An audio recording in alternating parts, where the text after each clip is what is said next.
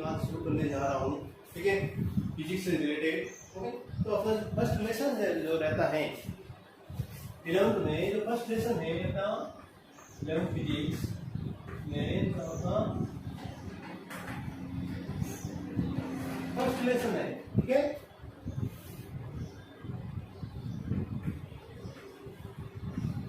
वो आपके पास लेसन आएगा, उसका नाम जो है आपके सामने ये है, भौतिक जगत एवं मापन। देखिए फर्स्ट जो लेसन है आपका, ओके, फर्स्ट लेसन क्या है, भौतिक जगत एवं मापन, ठीक है ना। फिजिकल वर्ल्ड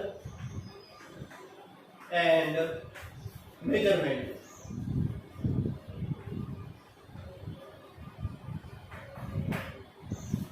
देखिए नाम से कुछ पता होना चाहिए, भौतिक जगत एवं मापन, ठीक है ना। ओके, भौतिक जगत के अंदर जो है, जो आपका फिजिकल वर्ल्ड है, इसके अंदर जो है कितनी सारी क्वांटिटीज हैं, कितने सारे पैरामीटर्स जो हैं अपन को देखने को मिलते हैं, अपन यूज करते हैं इन सब चीजों का। ओके, और इनका किस तरीके से मापन होता है, और मापन में क्या प्रक्रियाएं अपनाई जाती हैं, कुछ कम दूरी का मापन कैसे करेंगे, अधिक दूरी का मापन कैसे करेंगे, जैसे यहाँ से सूर्य की दूरी ज्ञात करनी है, तारों की दूरी ज्ञात करनी है, तो इनके लिए क्या प्रक्रियाएं अपनाई जाती हैं। ओके, और कुछ जो अपने पास प्रक्रियाएं होती हैं, टूल्स होते हैं, ओके, और जो अपन लोग कैलकुलेशन करते हैं तो उसको कुछ एरर भी रहती हैं। ओके, तो ये त्रुटियां जो हैं कितने प्रकार की होती हैं, किस प्रकार से कौन सी त्रुटि जो है एप्लीकेबल होती है, ओके, कौन सी त्रुटि कहाँ पर आएगी, कैसे आएगी, या फिर कौन कौन सी त्रुटियां अपन लोग कर पाते हैं या हो जाती हैं, क्योंकि त्रुटियां जो है वो रह जाती हैं, और त्रुटियों को अपन लोग पूरी तरह से अपन लोग खत्म भी नहीं कर सकते, उसको जितना मिनिमाइज कर सकते हैं उसको कर सकते हैं, ठीक है ना। तो ये मापन से संबंधित जो सारी चीजें हैं वो पढ़ेंगे अपन लोग कि किसी भी भौतिक राशि का मापन कैसे किया जाता है, जैसे कोई सर्किल है, सर्किल के अंदर कोण का मापन क्या होता है, ओके, गोला है, गोले में कोण को क्या बोलते हैं। तो इस तरीके से बहुत सारी बातें सामने आएगी फिजिकल वर्ल्ड के अंदर, भौतिक जगत के अंदर। और इतनी सारी राशि आपने पढ़ी होगी, दूरी, वेग, लंबाई, चौड़ाई, ऊंचाई, क्षेत्रफल, आयतन, ठीक है ना, वेग है, त्वरण है, बल है, तो ये सब क्या है, या बल आघूर्ण है, इन सब को क्या बोलते हैं, भौतिक राशियां। क्या बोलते हैं, भौतिक राशियां। पहला अपना टॉपिक भी चलेगा, देखिए हम लोग टॉपिक लिख रहा हूँ आपके सामने, ओके, आप इस चीज को समझने की कोशिश करें। ओके, मैं आपको इसके जो राइटिंग नोट्स हैं मेरे खुद के लिखे हुए, मैं आपको पीडीएफ भेज दूंगा, तो आप उससे आराम से बैठ के लिख सकते हैं। आप इसे समझने की कोशिश करें कि ये चीज क्या है, और अगर आप लिख पाते हैं तो लिख भी दीजिए, ठीक है ना। भौतिक राशि बाकी आपको एक बार पीडीएफ में मिल जाएगी। भौतिक राशियां, देखिए भौतिक राशियां वे राशियां होती हैं, भौतिक, इस फिजिकल वर्ल्ड के अंदर जो भी अपन को क्वांटिटी यानी जो भी पैरामीटर्स नजर आता है, या जिसको अपन लोग माप सकते हैं, तोल सकते हैं, कि नाप सकते हैं, ओके, ये सब क्या कहलाता है, भौतिक राशि कहते हैं।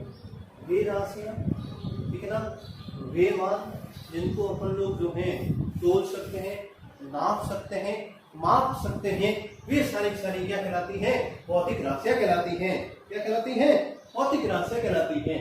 जैसे अपन लोग एग्जाम्पल है, ठीक है ना, तो भौतिक राशि किसे कहते हैं, जिन्हें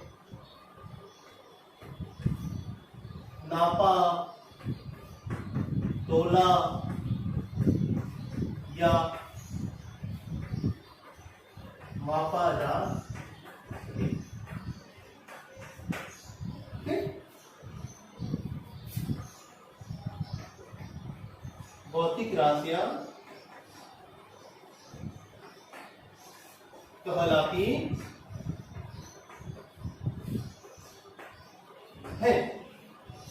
तो वे राशियां जिन्हें अपन नाप सकते हैं, तोल सकते हैं, माप सकते हैं, ये सारी क्या कहलाती हैं, भौतिक राशियां कहलाती हैं। और देखिए भौतिक राशि जो होती है इसके प्रकार पढ़ेंगे हम लोग, ठीक है, प्रकार।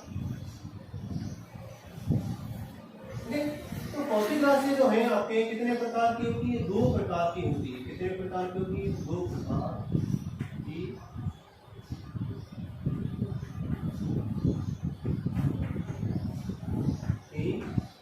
है।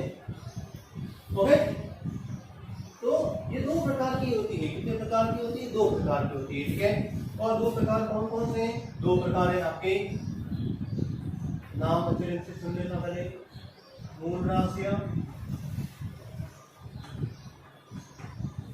और दूसरा नाम जो है आपके सामने व्युत्पन्न।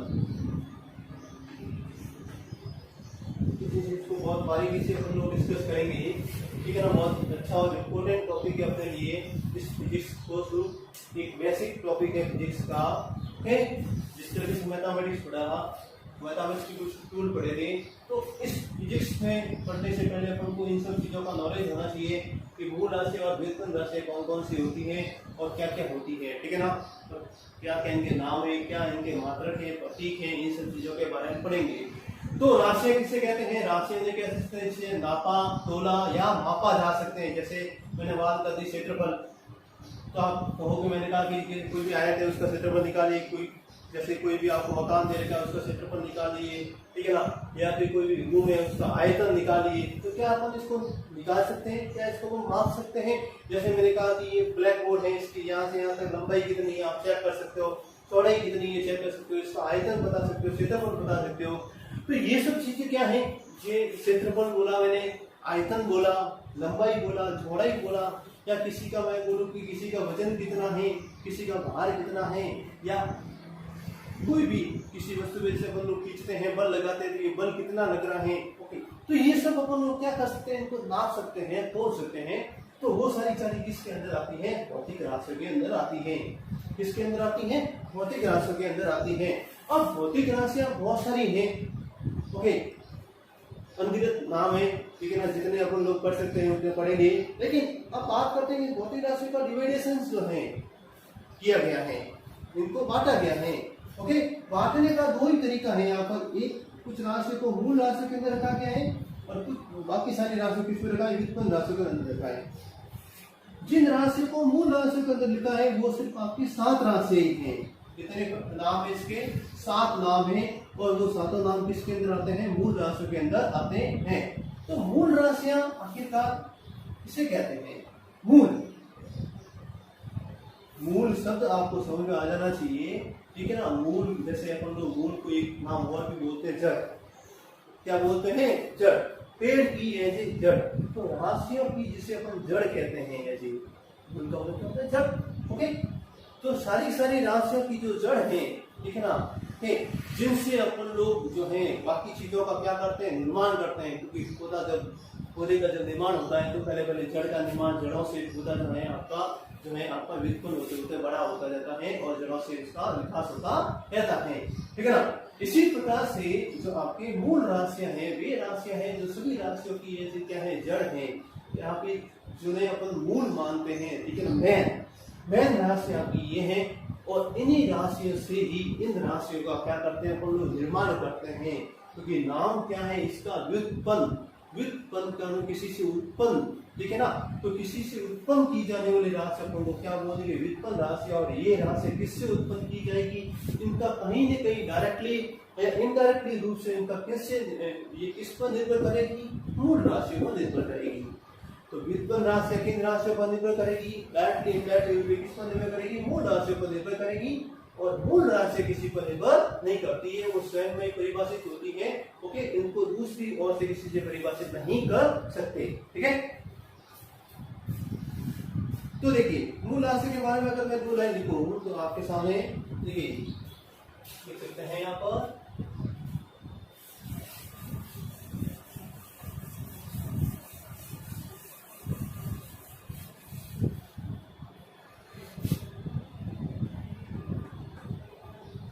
मूल राशि। तो इसकी परिभाषा क्या है, इसकी परिभाषा ऐसे देंगे इसमें आप लोग, वे राशियां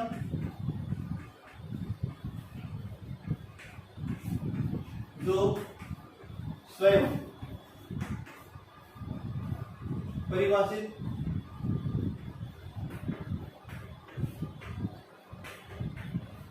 होती है। क्या लिखा? वे राशियां जो स्वयं परिभाषित होती हैं तथा किसी अन्य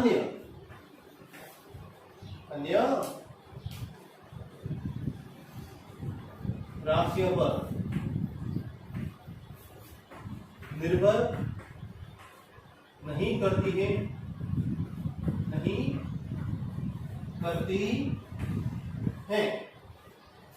वे राशियां जो स्वयं परिभाषित होती हैं तथा किसी अन्य राशियों पर निर्भर नहीं करती हैं, मूल राशियां कहलाती हैं। क्या कहलाती हैं? मूल राशियां कहलाती हैं। ओके, अब ये मूल राशियां कितने प्रकार की मैं भी आपको थोड़ी देर बाद बताऊंगा। वैसे इसे 7 प्रकार है, 7 के नाम लिखाऊंगा, आपको मात्रा वगैरह सब याद करवाऊंगा आपको भी, ठीक है ना।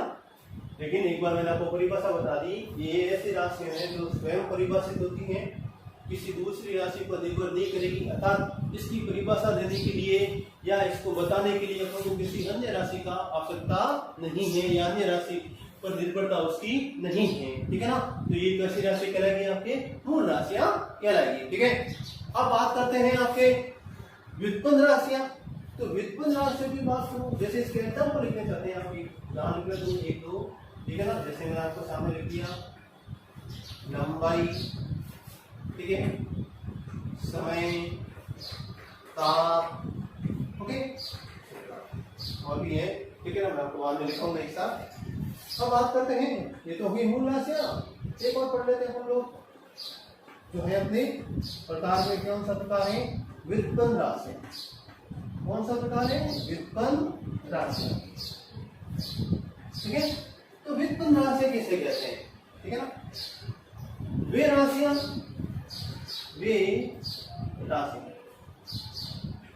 जो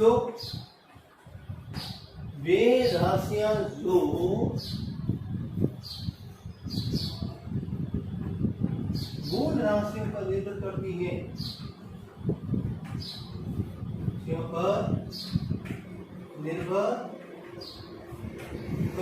है, अर्थात स्वयं परिभाषित नहीं होती,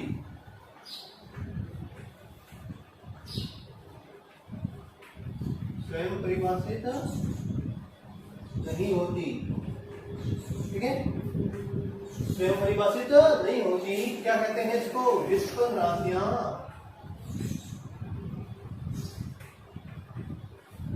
कहलाती है। क्या कहलाती है? व्युत्पन्न राशियां कहलाती है। व्युत्पन्न का मतलब किसी से उत्पन्न, ओके। इसका मतलब जो व्युत्पन्न राशि है वो किस राशि पर निर्भर करेगी? आपकी मूल राशि पर निर्भर करेगी।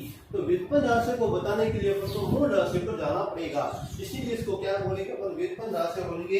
इसके एग्जांपल आप लिख सकते हैं आराम से, बल, ठीक है, वेग, त्वरण, ठीक है, संवेग, इस तरह से और भी एग्जाम्पल आएंगे, बाद में पढ़ेंगे ऐसे। आपको इसमें जो 7 नाम है उसके अलावा जो भी सारे नाम दिखेंगे वो किसके अंदर आएंगे? आपके व्युत्पन्न राशि के अंदर आएंगे। तो वापस बोल देता हूँ, वे राशि जो स्वयं परिभाषित होती है या किसी अन्य राशि पर निर्भर नहीं करती है, कैसी राशि कहलाती है? आपकी मूल राशि कहलाती है। लंबाई है, आपका समय है, ताप है, इस प्रकार से। और व्युत्पन्न राशि वे राशि कहलाती है जो आपकी मूल राशि पर क्या करती है? निर्भर करती है, अर्थात स्वयं परिभाषित नहीं होती है या इनकी स्वयं परिभाषा नहीं दे सकते। इनकी परिभाषा बताने के लिए या इसका सूत्र बताने के लिए उनको बेसिक फॉर्मेट जो है आपका मूल राशि पर जाना पड़ेगा, ठीक है। अब देखिए, ये तो हो गई इसके प्रकार। अब कहते हैं मात्रा, ठीक है ना। एक चीज और आपके सामने,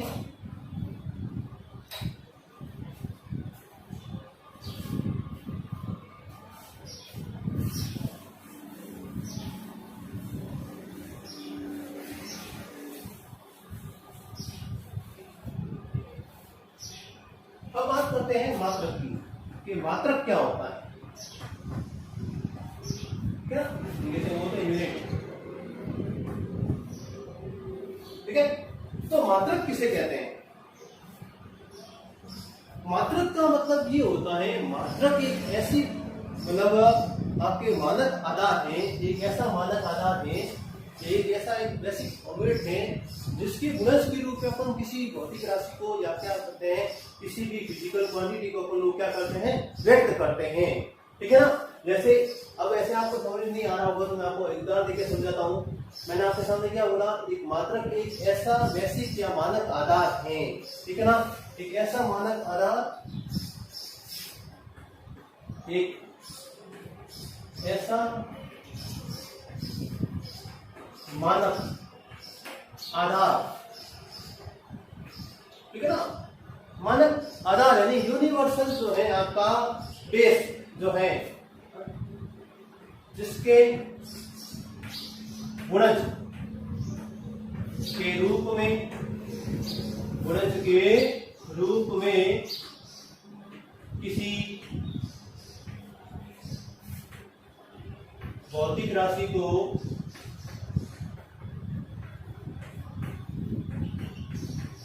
व्यक्त किया जाता है।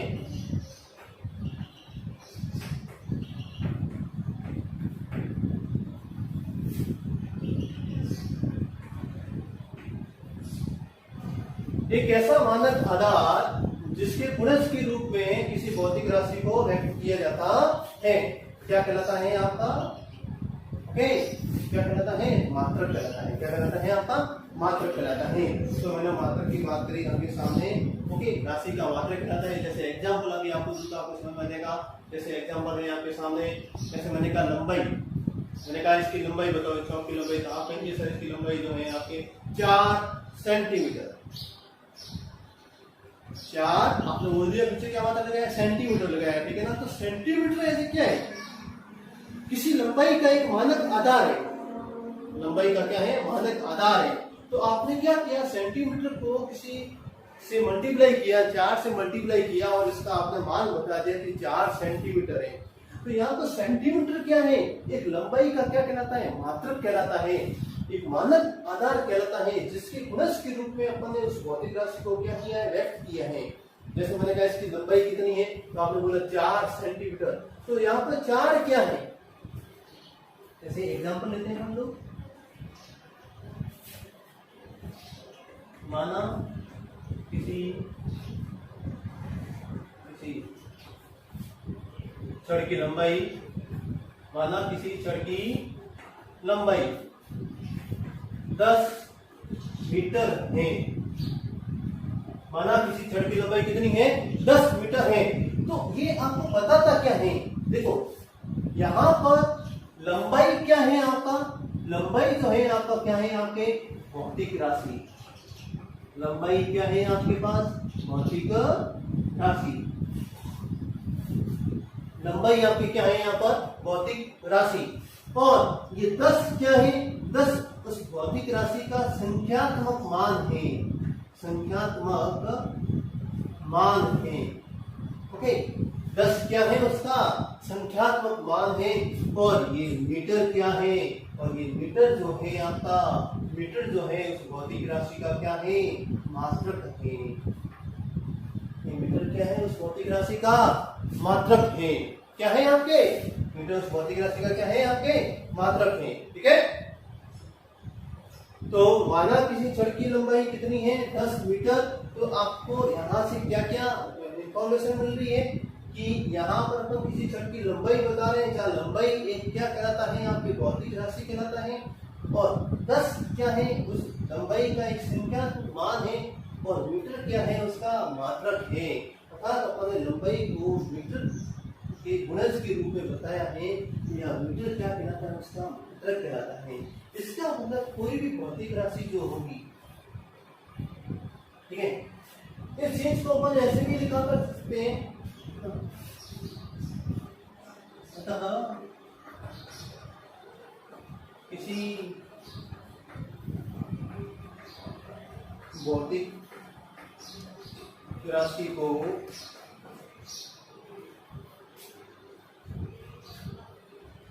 अब देखिए इस मात्रक को मैं u से लिख लूं, संख्या क्रमांक को किससे लिख लूं, n से लिख लूं, और भौतिक राशि को किससे लिख लूं, p से लिख लूं, ठीक है ना। तो किसी भौतिक राशि को p बराबर nu से दर्शाते हैं,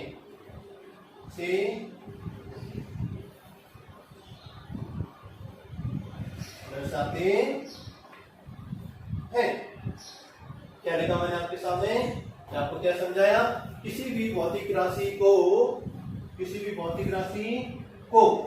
ठीक है, तो किसी भी भौतिक राशि को p बराबर nu से, ये p हो गया, ये n हो गया और ये u हो गया, ऐसे अपन कोई नोटेशन ले लिया, आप दूसरे नोटेशन भी ले सकते हैं, ऐसा कुछ नहीं, इसको a बोल दीजिए, इसको b बोल दीजिए, इसको c बोल दीजिए, c बराबर ab लिख लेना आप लोग, कोई भी लिख सकते हो, नोटेशन का कोई मतलब नहीं है, ये डिफाइंड है, आपने यहाँ पर डिफाइंड कर दिया और इसको यहाँ पे लिख लिया, ठीक है। नोटेशन हर बार चेंज हो सकते हैं, ओके, उसमें कोई नहीं, कभी लंबाई को अपन h से लिखेंगे तो कभी लंबाई को h से लिख सकते हैं, कभी लंबाई या दूरी को r से भी लिख सकते हैं।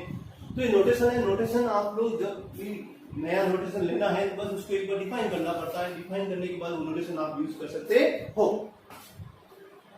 तो नोटेशन में कभी भी टेंशन लेने की आवश्यकता नहीं है। अब नोटेशन का नाम क्या है या किसी भौतिक राशि को शो कर रहा है उसको देखें आप लोग, ठीक है। जैसे यहाँ पे लंबाई को शो कर रहा था तो ये लंबाई एक भौतिक राशि है, ठीक है।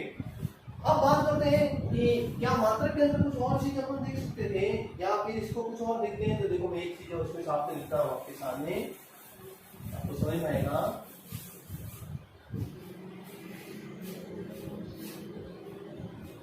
मैंने आपको कहा किसी भौतिक राशि को p बराबर nu से व्यक्त करते हैं, बिल्कुल सही है, आपने ये एग्जांपल देखा और इसका मैंने एक तरीके से बताया। अब इसी एक उदाहरण को वापस क्या तोड़ के लिखते हैं, देखो किसी को क्या इसको भी ऐसे लिखा जा सकता है,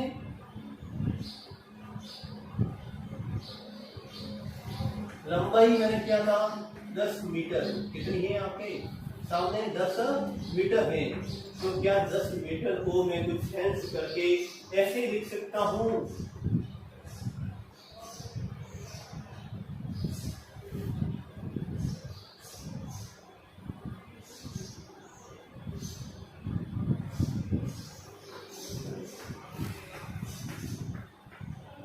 सेंटीमीटर, बोलो 10 मीटर बराबर 1000 सेंटीमीटर, सही है, सही है ना। 1 मीटर में कितने सेंटीमीटर होते हैं, 100 सेंटीमीटर होते हैं, 1 मीटर 100 सेंटीमीटर, तो 10 मीटर, ठीक है ना, तो 1000 सेंटीमीटर, ठीक है ना। मीटर को सेंटीमीटर में बदलते हैं तो क्या करते हैं, 100 का क्या करते हैं अपन लोग, या 10 की घात 2 का क्या करते हैं अपन लोग, गुणा करते हैं, ठीक है ना। या सेंटीमीटर को मीटर में बदलते हैं तो क्या करते हैं, 10 की घात 2 का या फिर 100 का अपन क्या करते हैं, भाग देते हैं, ठीक है ना। तो यहाँ पर ये बात समझ आ रही होगी आपको कि 10 मीटर 1000 सेंटीमीटर के बराबर है। इसका मतलब अगर किसी का, अगर स्वयं उसी भौतिक राशि का अगर आंतरिक मान अगर दूसरे फॉर्मेट में लिखा गया है तो उसका मात्रक भी किसी न किसी दूसरे फॉर्मेट में लिखा जाएगा, लेकिन उन दोनों का गुणनफल जो है, जैसे ऐसे ये गुणनफल आपको दिख रहा है तो ये बराबर है इस गुणनफल के, ये क्या, तो एक पद्धति में अगर मान इसका ये है तो दूसरी पद्धति में मान इसका ये है, तो ठीक है ना। तो इसको अगर n1 और इसको अगर u1 लिखूं तो इसको मैं क्या लिख सकता हूँ, n2 और इसको क्या लिख सकता हूँ, u2 लिख सकता हूँ।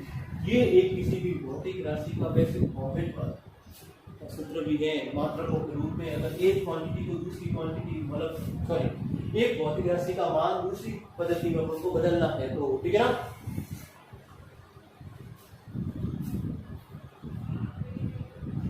तो ये आपको क्या बताता है, एक पद्धति में मान, ओके, और तो मैं यहां लिख लेता हूं, यहां n1 व u1 किसी भौतिक राशि का एक पद्धति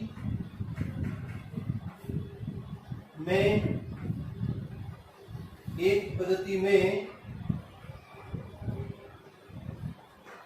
मान है तो n2 व u2 उसी राशि का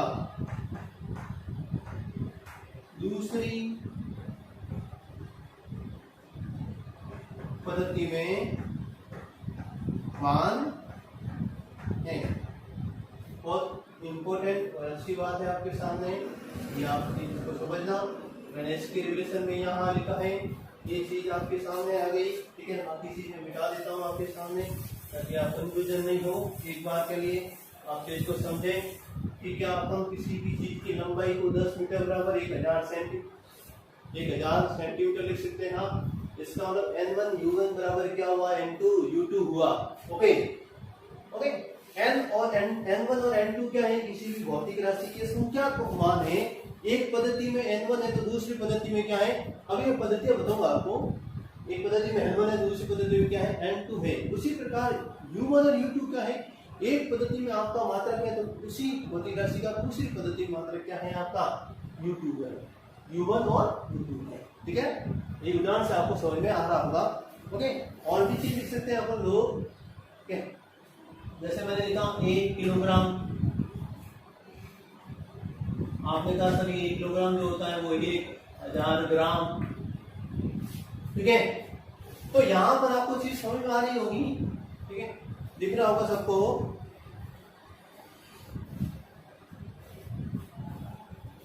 यहां लिख रहा हूं 1 किलोग्राम,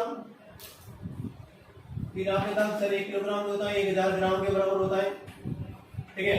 तो यहाँ पे देखो एग्जाम्पल देखो सामने, देखो ये एक आपका क्या हो गया n1, ये क्या हो गया आपका उस पद्धति में उसका मान, सॉरी मात्रा, ये क्या हो गया उस पद्धति में उसका मान, और ये क्या हो गया उस पद्धति में उसका मात्रा, ठीक है। एक ही राशि को शो कर रहा है। ये राशि क्या है आपकी, ये राशि कौन सी है आपकी, द्रव्यमान राशि कौन सी है यहाँ पर आपकी, यहाँ पर कौन सी राशि को बता रहा है, ये द्रव्यमान को बता रहा है। किसको बता रहा है, द्रव्यमान। और क्या बता रहा है कि द्रव्यमान जो है किसी वस्तु का 1 किलोग्राम जो है वो 1000 ग्राम, ठीक है ना, होता है।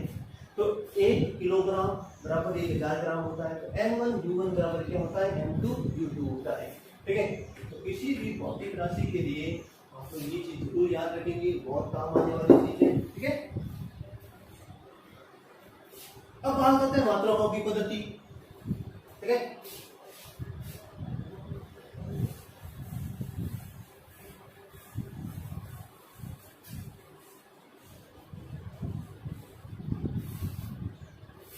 मात्रकों की पद्धति, ठीक है।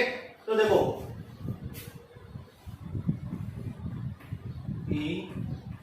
पहला टॉपिक क्या है, मात्रकों की पद्धतियां, ठीक है। इंग्लिश में इसको बोलते हैं system of unit, system of units. System of units क्या है, मात्रकों की पद्धतियां। तो सिस्टम ऑफ यूनिट्स जो है आपके पास मात्रकों की जो पद्धतियां हैं, ओके, कि मात्रकों को अपन लोग कितने भागों में बांट सकते हैं या कितने कितने मेजरमेंट कर सकते हैं, उसके आधार पर अलग पद्धतियां बनाई गई हैं, ठीक है ना। 3 प्रकार की होती है, ठीक है ना, मुख्यतः 3 प्रकार, ठीक है। कौन कौन सी आपने, तीनों के नाम लिख लेता हूं मैं आपके सामने।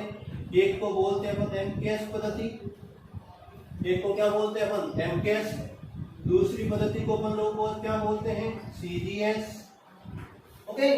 और तीसरी जो पद्धति है उसको अपन क्या बोलते हैं एफपीएस। एक को क्या बोलते हैं एमकेएस, दूसरी को क्या बोलते हैं अपन लोग सीजीएस, और तीसरी पद्धति को अपन लोग क्या बोलते हैं बेटा एफपीएस। बहुत सिंपल सा है, ठीक है ना। मुख्यतः जो है आपके ये पद्धतियां बांटी गई हैं जो आपकी लंबाई, द्रव्यमान और समय के आधार पर बांटी गई हैं, ओके। तो देखिए यहां पर एमकेएस पद्धति का मतलब क्या है, इसको समझ लें। मात्रकों की पद्धतियां 3 प्रकार की पद्धति होती है, एमकेएस, सीजीएस और एफपीएस, ठीक है। सिंपल सा फॉर्मेट है, आपको रटना कुछ भी नहीं है, सारा समझना है। जितना समझोगे उतना ही आपके लिए अच्छा रहेगा, ठीक है ना। तो देखिए एम का मतलब यहाँ पर मीटर है, किससे? मीटर से। और के का मतलब किससे है आपके? किलोग्राम से। किससे है? किलोग्राम से।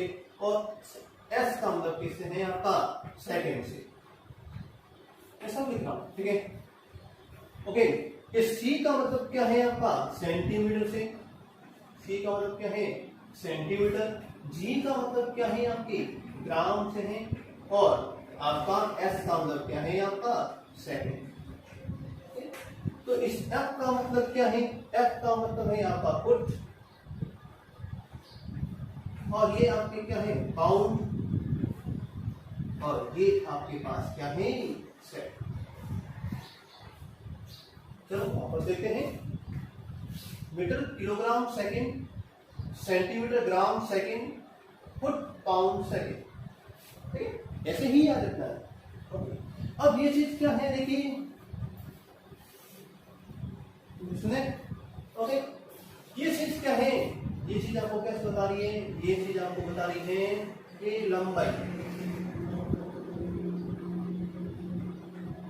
किसको बता रही है? आपके लंबाई को। और ये किसको बता रही है आपके? ये किसको बता रही है आपके? द्रव्यमान को। किसको बता रही है बेटा? द्रव्यमान को। और ये किसको बता रही है आपके? अगला वैसे तो है ये वाला। ये वाला आपको किसको बता रही है? ये आपको बता रही है समय को, है ना, सेकंड से। ओके, लंबाई, द्रव्यमान और समय, ठीक है। एमकेएस पद्धति वो पद्धति है जिसमें लंबाई को मीटर में, द्रव्यमान को किलोग्राम में और समय को सेकंड में लिखते हैं। वो कौन सी पद्धति कहलाएगी? आपकी एमकेएस पद्धति कहलाएगी। ऐसी पद्धति या ऐसा सिस्टम जिसमें लंबाई को किसमें व्यक्त करते हैं? मीटर में। जैसे आपने लिख लिया 10 मीटर, तो वो 10 मीटर जो आ गया वो आपको कौन सी पद्धति को शो कर रहा है? एमकेएस पद्धति को शो कर रहा है। जैसे आपने लिख लिया 10 किलोग्राम, तो वो कौन सी पद्धति के अंदर आएगा? इसके अंदर आएगा, ठीक है ना। ओके, और ये सेकंड, समय तो तीनों में ही है, एक जैसा ही है, तो समय से थोड़ा अपन अनुमान नहीं लगा सकते कौन सी पद्धति में है। इन दोनों से अनुमान लगा देते हैं कि अपन कौन सी पद्धति के अंदर जो है जा रहे हैं, या कौन सी पद्धति को मात्रा का देख रहे हैं, ठीक है। तो सीजीएस में लंबाई किसमें व्यक्त की जाती है? सेंटीमीटर में। द्रव्यमान किसमें व्यक्त किया जाता है? ग्राम में। और समय किसमें व्यक्त किया जाता है? सेकंड के अंदर। इसी प्रकार एफपीएस पद्धति में लंबाई किसमें व्यक्त किया जाता है? फुट में, द्रव्यमान पाउंड में, और समय किसमें व्यक्त किया जाता है? सेकंड के अंदर, ठीक है ना। तो फुट, पाउंड और सेकंड। तो ये मात्रकों की 3 पद्धतियां थी। ओके, इन 3 पद्धति के अंदर ये अलग और पद्धति है जिसे हम बोलते हैं एसआई सिस्टम, ठीक है ना। ये आपको और पढ़ने को मिलेगा एसआई पद्धति।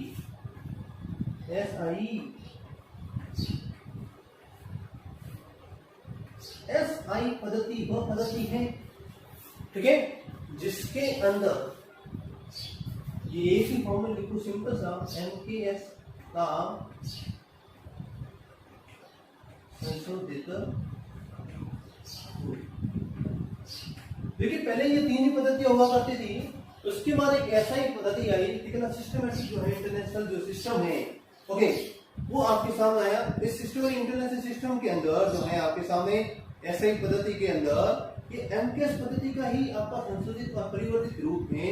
ओके, एमकेएस पद्धति के अंदर जो है, एमकेएस पद्धति के अंदर जो है 3 मूल मात्रकों को काम में लिया जाता था। कौन से? आपके लंबाई, द्रव्यमान और समय को, ठीक है ना। लेकिन इसके अंदर जो है आपके 4 तो मूल मात्रक जोड़ दिए गए और 2 पूरक मात्रक जोड़ दिए गए। 4 आपके कौन से मात्रक जोड़ दिए गए? मूल मात्रक और जोड़ दिए, और 2 पूरक मात्रक जोड़ दिए गए, और टोटल मिला के ऐसे ही पद्धति के अंदर जो है आपके मूल मात्रक कितने हो गए? 7। देखिए एमकेएस पद्धति के अंदर जो मूल मात्रक थे कितने थे? 3। कितने थे? ये तब मूल मात्रक कितने बोले जाते थे? सिर्फ 3 बोले जाते थे, लेकिन एक्चुअली मूल मात्रक होते कितने हैं? टोटल 7।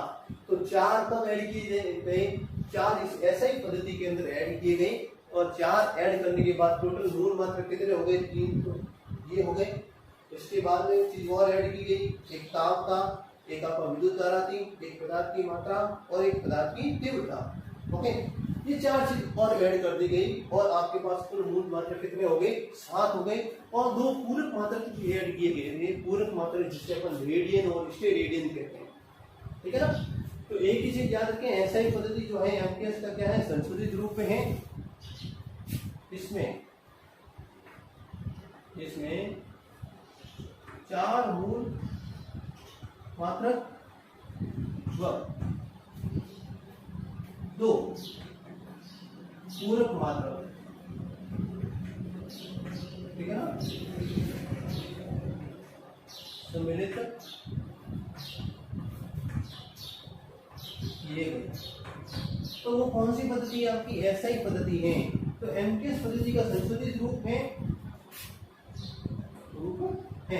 इसमें 4 मूल मात्रक और 2 पूरक मात्रक सम्मिलित किए गए, ठीक है ना, है।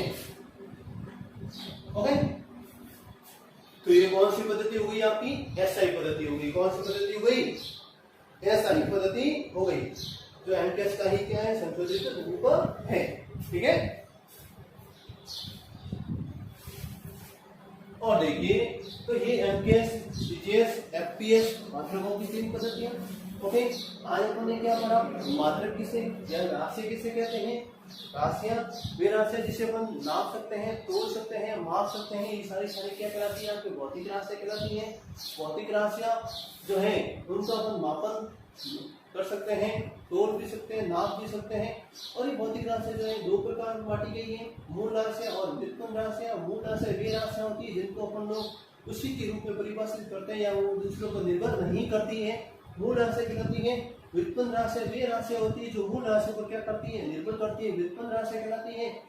फिर अपन ने मात्रक के बारे में पढ़ा, मात्रक वो चीज होती है जिसमें अपन किसी भी भौतिक राशि को गुणज के रूप में क्या करते हैं, शो करते हैं या फिर दर्शाते हैं। तो मात्रक किसी भी भौतिक राशि का वह मान है या वह आधार है जिसके गुणज के रूप में अपन उसको क्या कर रहे हैं, दर्शा रहे हैं, बता रहे हैं, अपन उसको दिखा रहे हैं, वो उसका क्या कहलाता है, मात्रक कहलाता है। क्या कहलाता है, मात्रक। ओके, फिर अपन ने पढ़ा मात्रकों की पद्धतियां। तो मात्रकों की 3 प्रकार की पद्धति होती है, एमकेएस, सीजीएस और एफपीएस, ठीक है ना।